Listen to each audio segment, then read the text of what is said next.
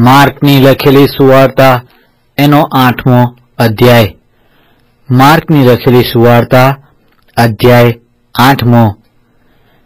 તે દિવસોમાં જ્યારે ફરી અતિ ઘણા લોક હતા ને તેઓની પાસે કંઈ ખાવાનું ન હતું, ત્યારે તે પોતાના શિષ્યોને પાસે બોલાવીને તેઓને કહે છે કે લોક પર મને દયા આવે છે, કેમ કે હમણાં 3 દિવસથી તેઓ મારી જોડે રહ્યા છે ને તેઓની પાસે કંઈ ખાવાનું નથી.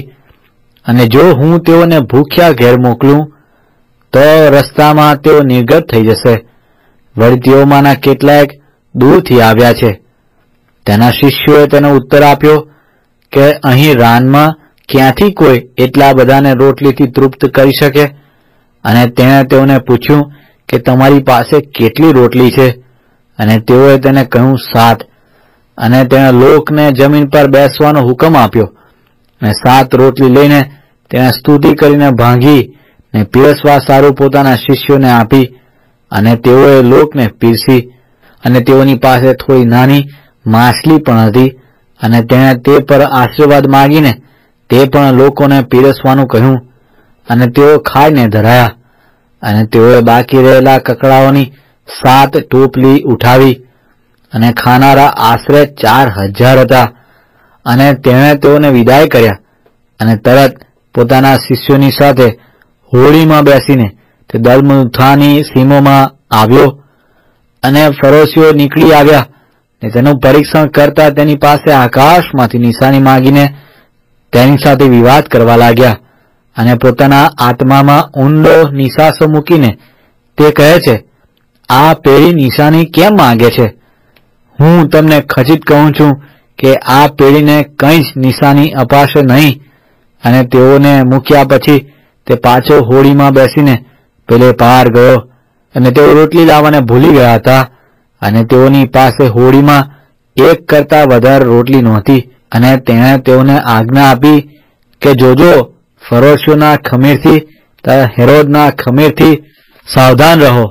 અને તેઓએ અંદરો અંદર સંવાદ કરીને કહ્યું કે આપણી પાસે રોટલી નથી. અને ઈસુએ જાણીને તેઓને કહ્યું કે તમારી પાસે રોટલી નથી, એ માટે તમે કેમ સંવાદ કરો છો? હજી સુધી શું તમે નથી જાણતા ને નથી સમજતા? શું તમારા હૃદય કઠણ થયા છે? તમને આંખો છતાં શું તમે નથી જોતા? અને કાનો છતાં શું તમે નથી સાંભળતા? અને શું યાદ નથી રાખતા? જ્યારે 5000 ને સારું 5 રોટલી મેં ભાંગી ત્યારે તમે કકડાઓની ભરેલી કેટલી ટોપલી ઉઠાવી? તેઓ તેને કહે છે 12. અને જ્યારે 4000 ને સારું 7 ત્યારે તમે કકડાથી ભરેલી કેટલી ટોપલી ઉઠાવી? અને તેઓએ કહ્યું કે 7. અને તેણે તેઓને કહ્યું, શું તમે હજી નથી સમજતા? અને તે બેથસેદામાં આવે છે.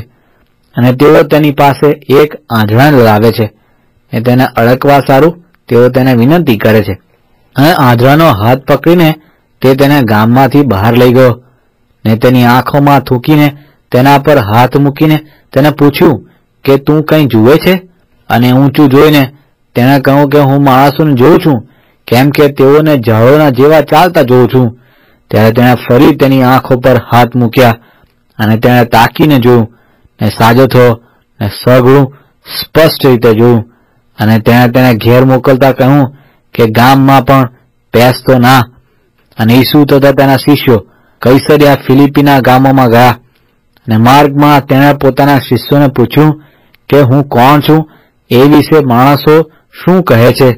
અને તેઓએ તેને કહ્યું કે કોઈ કહે છે કે તું યોહાન બાપ્તિસ્ત છે, અને કોઈ કહે છે કે તું એલિયા છે, અને કોઈ કહે છે તું પ્રબોધકોમાંનો એક છે. અને તેણે તેઓને પૂછ્યું, પણ હું કોણ છું, એ વિશે તમે શું કહો છો? પિતરે તેને ઉત્તર આપ્યો કે તું તો ખ્રિસ્ત છે. અને તેણે તેઓને તાકીદ કરી કે મારા વિશે તમારે કોઈને કંઈ કહેવું નહીં. અને તે તેઓને શીખવવા લાગ્યો કે માણસના દીકરાએ ઘણું સહેવું ને વડીલોથી, મુખ્ય યાજકોથી, શાસ્ત્રીઓથી નાપસંદ થવું ને માર્યા જવું ને 3 દિવસ પછી પાછા ઉઠવું એ જરૂરનું છે. અને તે એ વાત ઉઘાડી રીતે બોલ્યો.